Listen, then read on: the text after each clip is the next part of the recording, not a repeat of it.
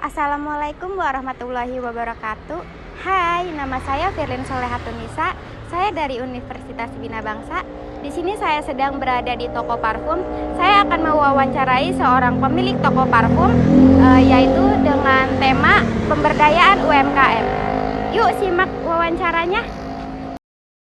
Assalamualaikum warahmatullahi wabarakatuh. Nama saya Firlin Solehatunisa. Saya dari Universitas Bina Bangsa. Prodi saya Administrasi Publik. Di sini saya akan mewawancarai seorang pengusaha UMKM, yaitu UMKM toko parfum. Di sini ada Saya Sofia Nur Afifa, pemilik dari toko parfum. Di sini saya akan menanyakan beberapa pertanyaan terkait pemberdayaan UMKM. Baik, untuk pertanyaan pertama itu ada kapan sih dijalankannya berdirinya toko parfum ini? Kalau untuk menjalankan bisnis parfumnya ini awal itu tahun 2023. Cuman awalnya saya itu buka kecil-kecilan aja di rumah. Terus pas buka tokonya 2024 sih. 2024 berarti masih baru ya? Iya. Baru tahun kemarin. Iya. Nah, untuk pertanyaan selanjutnya itu ada kira-kira apa sih motivasi mbaknya untuk memulai usaha toko parfum ini? Motivasinya itu karena saya itu punya skill marketing ya. Selama bekerja di tempat yang lain juga itu tentang marketing kayak gini. Jadi saya tuh mau mengembangkan skill saya ini karena saya udah punya ilmu tentang parfum. Jadi saya mau ngembangin ilmu saya ini dengan cara berjualan sendiri gitu. Kalau untuk mengikuti program pemberdayaan atau pelatihan dari pemerintah atau swasta atau lembaga pendidikan itu kira-kira mbaknya pernah nggak ya? Pernah sih, tapi waktu itu bukan tentang parfum, cuman kayak tentang cara mengelola bisnis, cara melakukan bisnis itu seperti apa. Waktu itu aku contoh produknya itu skincare sih, bukan parfum ya. Kira-kira selama mbak mengikuti program itu berdampak nggak ke toko parfum ini? Kalau untuk pembelajaran tentang produknya sih nggak berdampak ya, karena kan beda ya skincare sama parfum. Cuman ada pengaruh positifnya juga karena dengan cara saya pernah ikut pelatihan itu, saya jadi tahu gimana caranya marketing, gimana caranya menarik hati para customer, terus cara mempromosikannya. Pokoknya jadi bisa ngejalanin parfum ini karena pernah jalanin program itu. Jadi pernah melakukan pelatihan bisnis marketing ya? Iya, betul. Untuk bentuk dukungan pemberdayaan yang paling mbak butuhkan saat ini kira-kira apa ya? Pelatihan kah? Atau modal? Atau pemasaran? Sepertinya kalau yang dibutuhin saat ini sih modal ya. Karena saya ada keinginan pengen punya cabang baru gitu. Kalau bisa itu emang harus bisa sih harusnya ya. Harus sih. Ya itu sih. Apakah mbak merasa usaha yang mbak jalanin ini udah merasa mandiri secara finansial dan operasional? Iya. Nah, untuk hambatannya kira-kira apa aja sih yang dihadapi dalam mencapai kemandirian usaha ini? Hambatannya sih pesaing sih. Karena ini kan parfumnya bukanya secara offline ya. Nah, di zaman sekarang ini banyak parfum-parfum yang dijual secara online. Bahkan itu harganya lebih murah dari toko offline ini gitu loh. Jadi orang-orang tertariknya untuk pembelian secara online. Kira-kira dari mana aja sih sumber modal usaha yang mbak jalanin ini? Sumber modalnya sih awalnya ada ada dari modal sendiri ya, karena kan sebelumnya saya juga sempat kerja sebelum buka usaha ini. Terus ditambah ada tambahan dana dari orang tua juga. Kalau untuk pemasarannya, kira-kira gimana cara Mbaknya memasarkan produk atau jasa usaha parfum ini?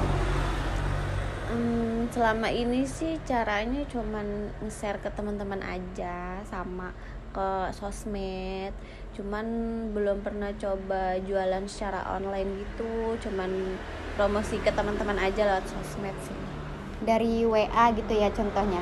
Ya dari WA, Instagram, TikTok gitu.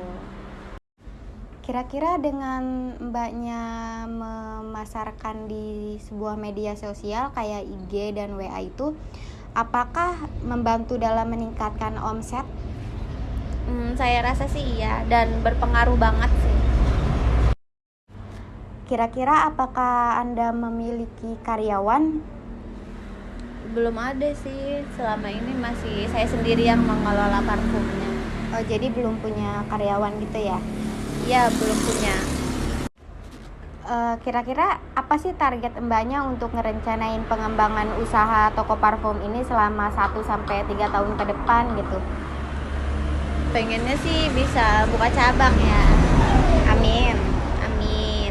Kira-kira mau buka cabang di tempat mana tuh? Di Cilegon boleh. Kira-kira apakah Mbaknya melakukan inovasi terhadap produknya? Paling yang saya lakuin itu diadain parfum terbaru, tren-tren terbaru yang viral di sosmed itu diadain di sini gitu sih. Jadi kayak misal ada rasa parfum yang baru, nah nanti di sini nyetok gitu ya? Iya, seperti itu, betul. Bagaimana Mbaknya mengelola keberlanjutan usaha ini dalam jangka panjang? Menjaga kualitas. Jadi agar kualitasnya tuh tetap bagus ya selama ke depan. Iya, jadi kalau misalnya kualitasnya nggak dijaga, nanti khawatir ada customer yang hilang gitu kan. Jadi nanti kalau kayak gitu nggak bisa untuk jangka panjang. Jadi strateginya menjaga kualitas aja sih. Kira-kira gimana sih usaha Mbaknya dalam beradaptasi terhadap perubahan kondisi kayak ekonomi atau sosial gitu? Kayaknya parfum ini nggak ngaruh ke perubahan sosial ya, karena parfum ini bukan yang produk musiman. Jadi kayak bukan musiman makanan, kan makanan kayak ada tren-tren gitu, jadi kayak bukan musiman gitu ya? Ya, bukan kayak gitu, beda. Kira-kira apakah Mbaknya punya strategi cadangan kalau misalkan terjadi gangguan operasional usaha gitu? Nggak ada sih. Kalau untuk apakah Mbaknya terlibat dalam komunitas UMKM kayak koperasi atau jaringan usaha lainnya? Nggak ada juga. Jadi kalau nggak masuk ke komunitas berarti Mbaknya nggak punya kolaborasi atau kemitraan? Nggak ada.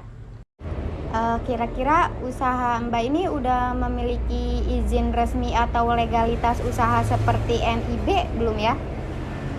Belum sih, cuman pengen. Oke, mungkin itu aja sih Kak pertanyaan dari saya. Terima kasih atas informasinya dan semoga usaha yang Mbak jalankan ini selalu lancar, rezekinya lancar, dan semoga apa yang Mbak mau membuka cabang baru ya, semoga bisa terwujud. Amin. Oke, sama-sama. Saya juga senang bisa diwawancarain sama mahasiswa cantik ini. Terima kasih. Sama-sama.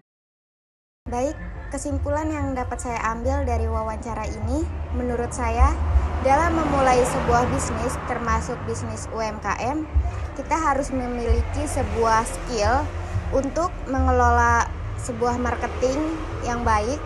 Dan dari kisahnya Mbak Sofi ini, kita dapat belajar bagaimana semangatnya Mbak Sofi memiliki potensi yang sangat tinggi untuk membuka sebuah toko parfum. Dari yang awalnya sebagai karyawan biasa, bekerja di orang, lalu berjualan di rumah saja, kecil-kecilan, dan sampai akhirnya dia memiliki toko parfum sendiri. Dan dia mampu berinovasi dalam produknya, serta dapat menghadapi berbagai perubahan yang ada di lingkungan sekitarnya. Mungkin itu aja yang dapat saya sampaikan. Terima kasih.